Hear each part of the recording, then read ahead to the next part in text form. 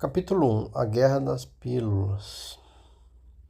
Numa época em que era comum ver mulheres conceberem 7, 10, até mais de 12 filhos, obedecendo ao crescei e multiplicai-vos, a chegada da pílula anticoncepcional revolucionou os hábitos sexuais da população. Ao impedir a ovulação, a milagrosa Drágia impedia as mulheres de conceber. Os primeiros testes foram realizados em Porto Rico e foram um sucesso.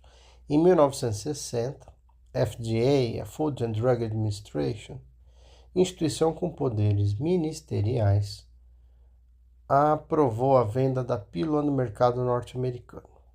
Era o direito das mulheres à contracepção. A partir de então, qualquer mulher munida de uma receita médica podia comprar pílulas anticoncepcionais. Foi uma espécie de revelação.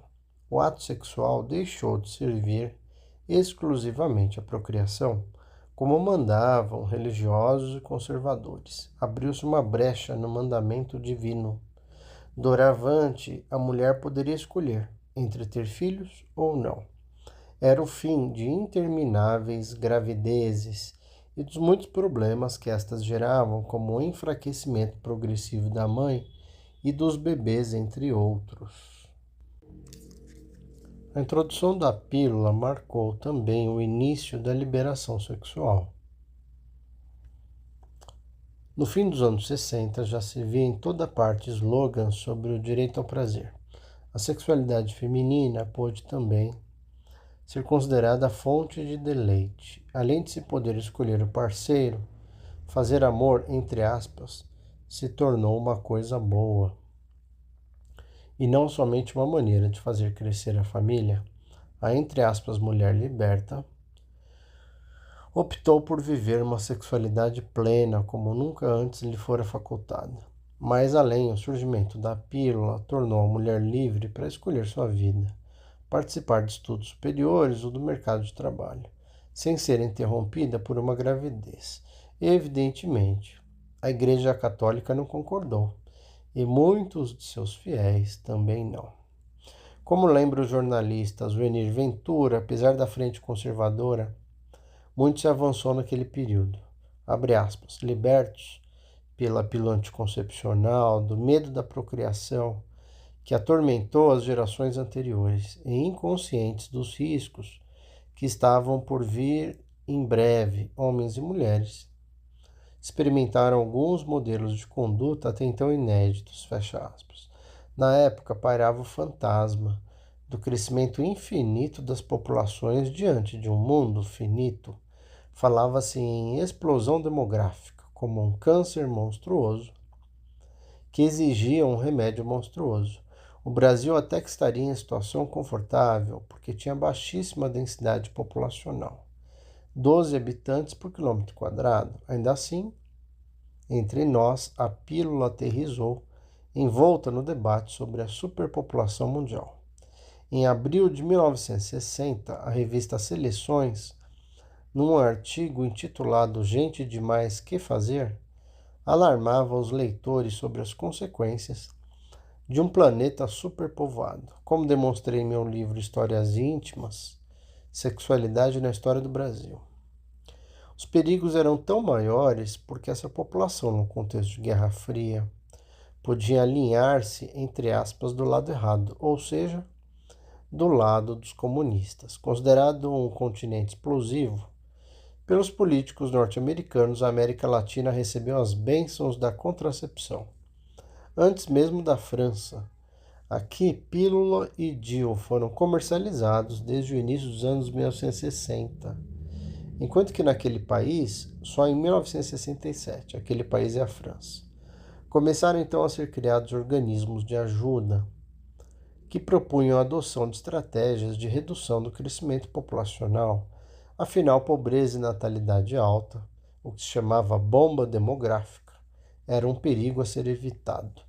Jornais e revistas voltados para o público feminino informavam suas vantagens. Obstetras e ginecologistas, por sua vez, divulgavam o uso do medicamento, a pílula, entre os pacientes. Em 1968, o presidente do Banco Mundial visitou o Brasil. e sua declaração sobre a necessidade de controle dos nascimentos nos países subdesenvolvidos gerou um mal-estar. Temia-se que os empréstimos internacionais fossem acompanhados de uma tentativa de controle demográfico. Um projeto circulava então no Congresso Nacional, lembrar que estávamos em plena ditadura militar, para baratear o preço dos anticoncepcionais. O presidente general Costa e Silva reagiu. Foi dos primeiros a apoiar a encíclica Humanae Vitae, na qual o Papa Paulo VI, o Papa da época, condenava o controle governamental sobre a natalidade e só aceitava a abstinência sexual como, entre aspas, método contraceptivo. O assunto não era uma unanimidade no seio do governo militar. Por um lado, antinatalistas reivindicavam um modelo de desenvolvimento que tinha na redução da natalidade um paradigma de país desenvolvido. Por outro, os anticontrolistas pregavam a ocupação dos espaços vazios e a importância de multiplicar brasileiros em todas as partes do país. Bom, o governo não interferiu diretamente, mas sociedades civis internacionais se estabeleceram por aqui, atuando nas camadas populares. Foi o caso da International Planned Parenthood Federation, que financiou a partir de 1965 a Sociedade Civil de Bem-Estar Familiar no Brasil, a BENFAM. Se o assunto, porém, era discutido pelas classes médias, uma matéria da Veja de outubro de 1968 se perguntava que conhecimentos tinham as brasileiras pobres sobre a pílula. Na matéria, Mariana, moradora de um cortiço, que já fizera abortos por métodos do tipo, entre aspas, pode deixar que eu sei, e usava tampões com água oxigenada ou salgada para evitar a gravidez. Dizia que já tinha ouvido falar que existiam outros métodos de contracepção, mas que, abre aspas, dentro de mim ninguém mexe, fecha aspas. A reportagem demonstrava que o desconhecimento acerca dos modernos métodos contraceptivos, além de multiplicar a população, empurrava essas mulheres para a prática do aborto. Outra entrevistada, a balconista Antônia, 19 anos, assim definia os métodos para se evitar gravidez. Isso é uma sem-vergonhice. Amor e maternidade são as coisas mais lindas do mundo. Já para Ivani, mãe de 9 filhos, o casamento tem como fim a constituição da família. A pílula pode contribuir para que o casal se esqueça disso, vivendo apenas como macho e fêmea, e só nisso não pode haver amor e respeito. Segundo a matéria, se a igreja permitisse o uso de pílulas anticoncepcionais, os 19% de mulheres que as utilizavam poderiam subir a 45%. Embora as políticas populacionais estivessem voltadas para as camadas desfavorecidas, milhares de mulheres experimentavam a contracepção. Seu objetivo era um só: reduzir o número de filhos.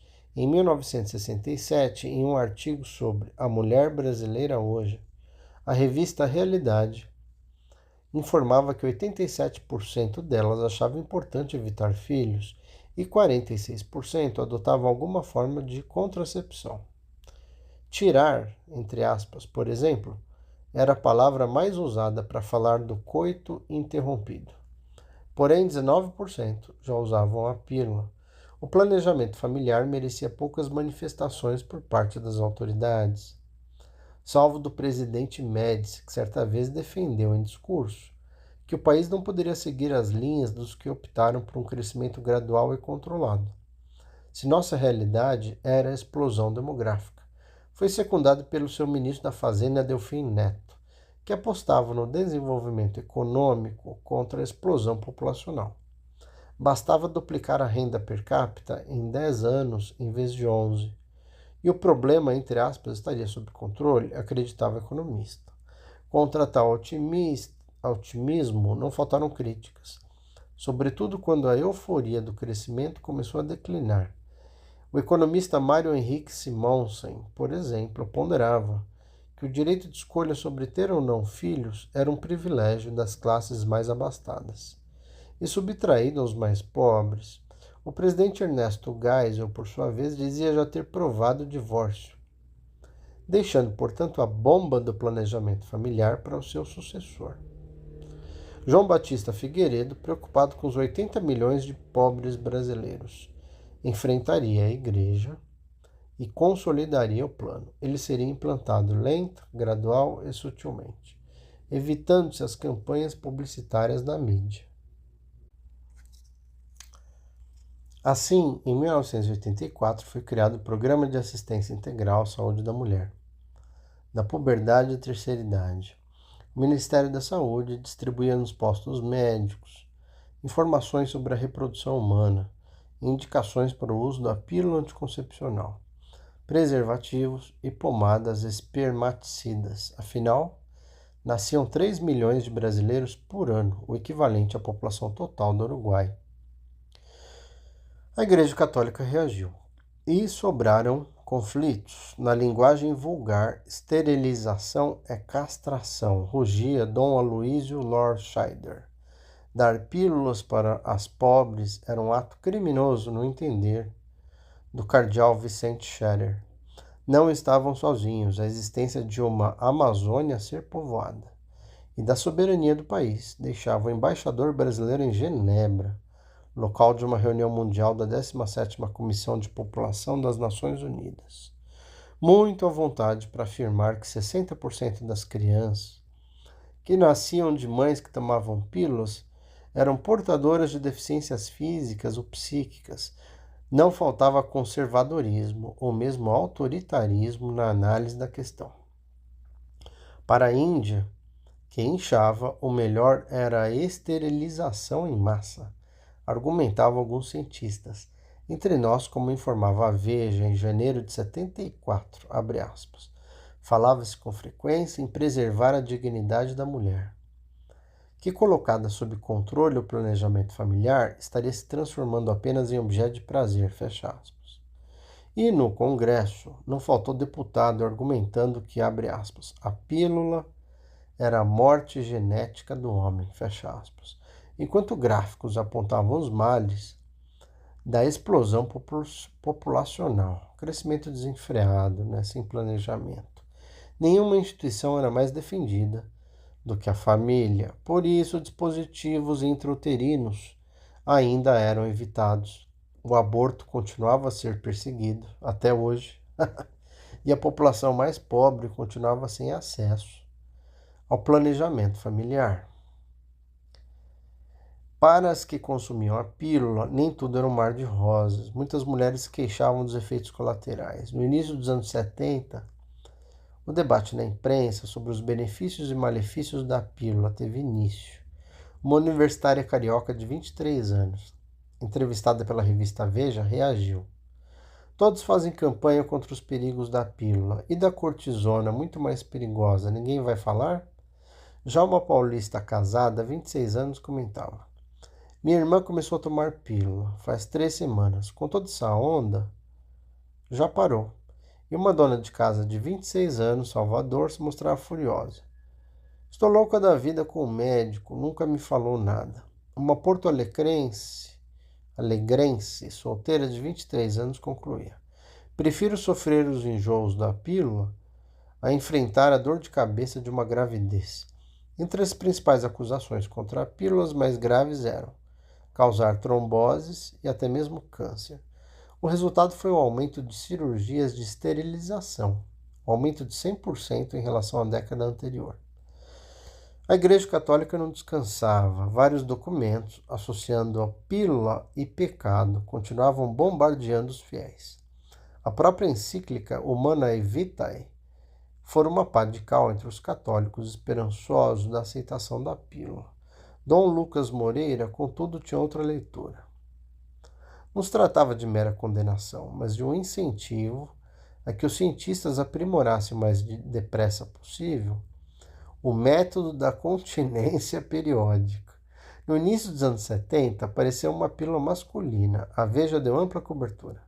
Mais uma vez discutiam-se os efeitos colaterais, aumento de peso e, sobretudo, a diminuição do apetite sexual. Para o cientista Elzimar Coutinho, Nas mulheres, entretanto, esse aspecto não é valorizado. Muitas aceitam submeter-se a uma atividade sexual que não lhes é satisfatória, em troca da garantia de não conceber. Passados 15 anos do desembarque da pílula, as taxas de natalidade começavam a cair.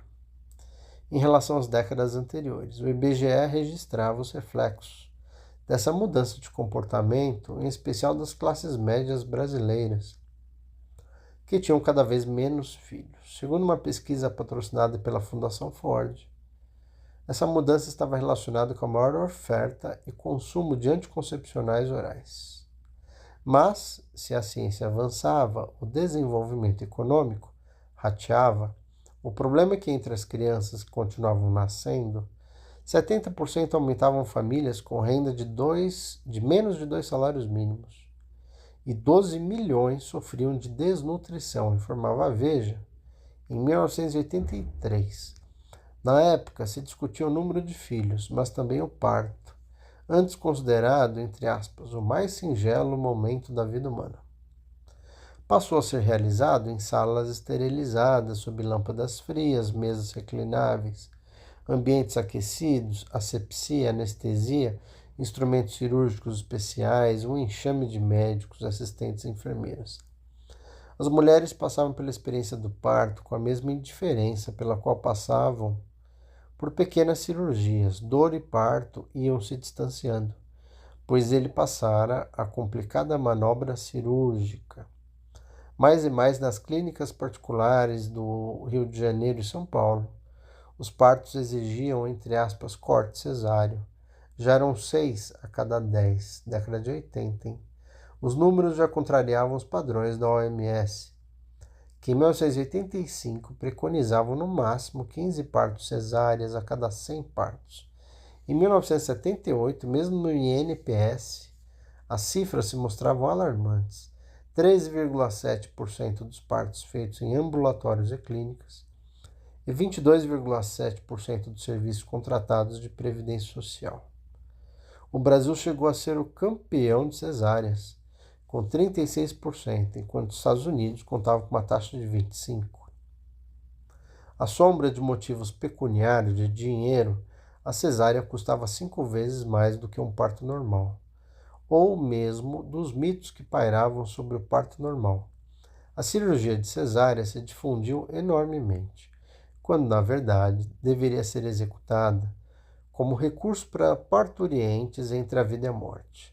Tamanho exagerado do feto, falta de dilatação do colo do útero e outros. A falta de educação pré-natal e a propaganda enganosa prometiam um parto sem maiores sofrimentos, criticava o Dr. João Yunes, assessor do ministro da Saúde para assuntos materno-infantis. Sim, pois 67% das mulheres afirmavam sofrer com parto normal, contra 33% que diziam pouco padecer na cesárea. Os obstetras alegavam que era o momento de pôr fim ao mandato bíblico darás à luz com dor, e que, ao contrário, na falta de dor, a parturiente ganhava inconsciência sobre a importância da maternidade e dava à luz com calma e alegria. Os médicos, por sua vez, eram muito criticados. Não precisavam esperar mais 12 horas para o nascimento. Podiam sim realizar 4 operações seguidas. O aperfeiçoamento da anestesia peridural da bacia privava a mulher dos movimentos e do esforço que ela fazia no passado para dar à luz. Em meio a tantas novidades, as cesarianas cederam pouco a pouco lugar aos partos normais. O número aumentou tanto que no fim dos anos 90 o governo federal destinou a elas apenas 40% das verbas totais para partos em hospitais conveniados ao SUS. Já os partos monitorizados buscavam espaço entre os partos normais e as cesáreas. Tratava-se do emprego de aparelhos eletrônicos para a denúncia de possíveis anormalidades na mãe ou no feto. Foi introduzido pelo Dr. Jorge Rodrigues de Lima no Departamento de Pesquisa da Maternidade Escola da Universidade Federal do Rio de Janeiro, como recurso para dispensar as cesarianas desnecessárias. No Rio Grande do Sul, o Dr. Antônio Celso Ayub tentava colocar de pé o chamado parto vertical, aproveitando a ação da gravidade, que tendia a diminuir a duração média da expulsão do feto. O trabalho muscular era mais eficaz e o corte no períneo menos necessário. A mesa do parto era também inclinada de 40 a 80 graus. Em Curitiba, outra novidade, o parto de cócoras, à maneira das Índias caigangues, da reserva de Chapecó, divulgado pelos obstetras Cláudio Moisés Paciornik. A posição facilitava a saída da placenta, permitia a expulsão mais rápida do bebê e evitava asfixias e complicações mecânicas. O método mais revolucionário, porém, foi denominado parto sem dor, introduzido pelo Dr. Adolfo Goldenstein. Em São Paulo, consistia em bombardear a gestante com ginástica, fisioterapia, métodos de respiração, sessões psicoterápicas de conversa com outras gestantes, pouca luz, silêncio, temperatura ambiente, próxima daquela intrauterina, nada de colocar a criança de cabeça para baixo, mas uma vez cortado o cordão umbilical, ela repousava serenamente no colo materno. Era o método Le Boyer, do obstetra francês de mesmo nome. A novidade dos anos 70 foram acompanhadas da introdução da ultrassonografia obstétrica, ferramenta pioneira no diagnóstico do acompanhamento pré-natal, assim como da medicina fetal, que dava maior tranquilidade à gestante. Em fevereiro de 74, um programa de TV apresentou em reportagem o aparelho Vidosson 635, de propriedade da Maternidade de São Paulo, o primeiro equipamento de ultrassom existente no Brasil e o primeiro na América do Sul. No interior, contudo, mulheres continuavam a dar à luz em casa, e o parto se anunciava pela, entre aspas, perrengada, o despacho ou rodeador. Era comum a gestante fechar-se no quarto, portas e janelas cerradas, fechadas, somente as avós, tias e vizinhas no recinto. Daí a pouco, um choro anunciava a chegada de mais um membro da família. Pesquisas revelam que até o fim da década de 1990, técnicas, posições, rezas e beberagens usadas para facilitar o parto em domicílio não sofreram grandes mudanças. Banquinhos baixos, gamelas, o colo do marido ou de uma mulher forte, cordas passadas por portas e traves em que as gestantes se penduravam, parto de cócoras, de joelhos, de pé com as pernas abertas e fletidas, enfim. Desde a noite dos tempos, não houve variações nas posições em que se dava à luz. E para expulsar a placenta, ingeriam-se 3 grãos de feijão. Depois era preciso juntar, entre aspas, a mãe do corpo, ou seja, os ovários, o útero, tudo que a mulher usa para reproduzir, explicava uma parteira. Parteiras no interior falavam com a mãe do corpo, abre aspas, eu coloco o dedo no umbigo e aperto. Quando ela não bate ou bate fraquinho, é porque a mulher está doente. O remédio era massagem com óleo de andiroba, cânfora ou azeite. Para secar o umbigo, na falta de mertiolate, pó de fumo em corda. Os saberes tradicionais ainda interessavam as parturientes e, em pleno século XX, organizações não governamentais reconheciam a contribuição das parteiras na defesa do parto normal.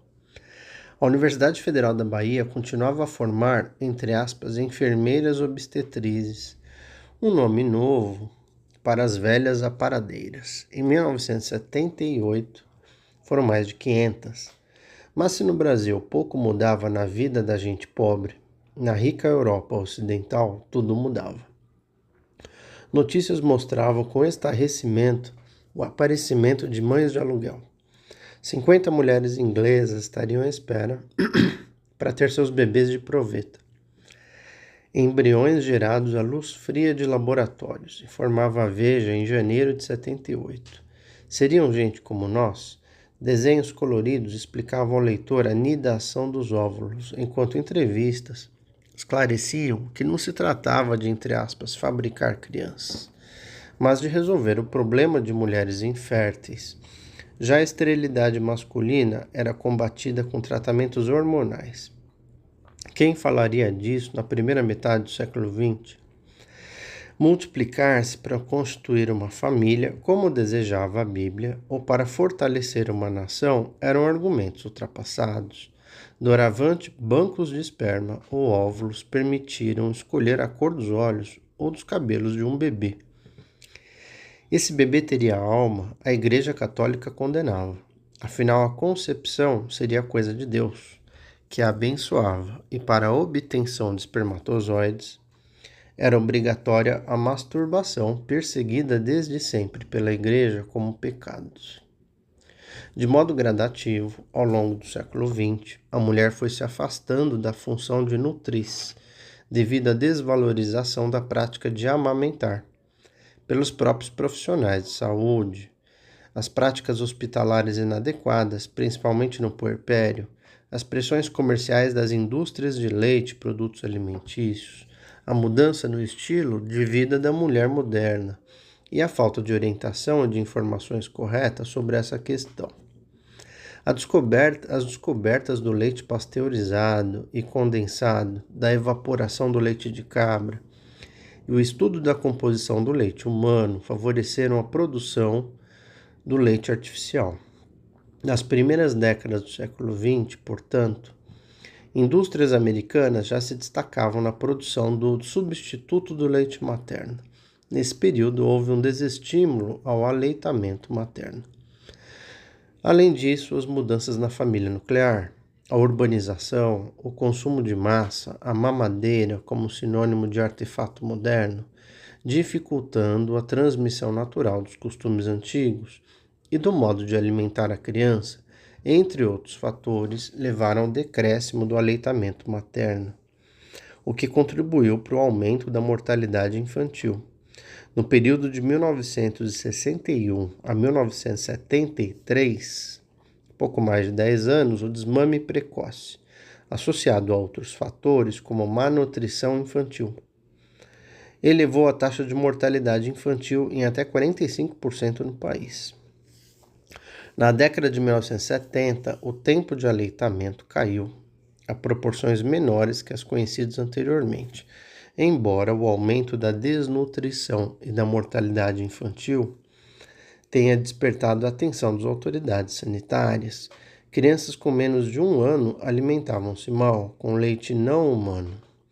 A resposta veio na forma de políticas públicas e propaganda para fortalecer o hábito da amamentação. Então, no fim dos anos 80, a duração mediana do aleitamento materno passara de 75 dias para 167 dias.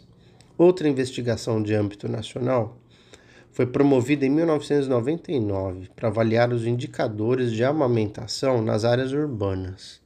O aumento havia progredido, embora estivesse longe do ideal, diziam os especialistas. O aleitamento artificial só teve sucesso graças à explosão dos meios de comunicação e marketing. Ou era uma necessidade de longa data? Certamente não foi a inserção da mulher no mercado de trabalho que agilizou a alimentação artificial, mas sim as condições em que essa vida profissional se deu. Falta de creches, distância entre a casa e o trabalho, horários rígidos, etc. Mas não só.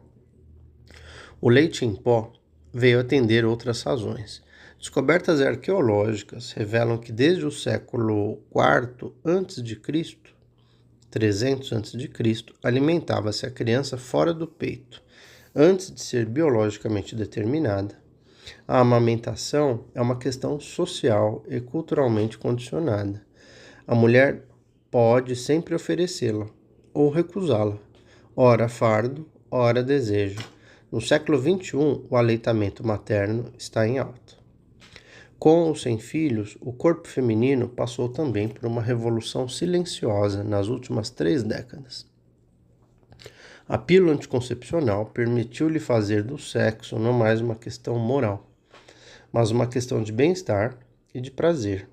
A mulher tornou-se assim mais exigente em relação ao parceiro, vivendo uma sexualidade mais ativa e prolongada. Entre ambos os gêneros, surgiram normas e práticas mais igualitárias. A corrente de igualdade não baniu, contudo, a dissimetria profunda entre homens e mulheres na atividade sexual ainda hoje, Quando da realização do ato sexual, desejo e excitação física continuam percebidos como domínio e espaço de responsabilidade masculina. O casal raramente reconhece a existência e a autonomia do desejo feminino, obrigando que esse desejo se esconda atrás da capa da afetividade. A famosa pílula azul, Viagra, só veio reforçar o primado do desejo masculino, explicitando uma visão física e mecanicista do ato sexual, reduzido ao bom funcionamento de um único órgão. Revanche masculina contra o, entre aspas, domínio de si que a pílula anticoncepcional deu à mulher é provável.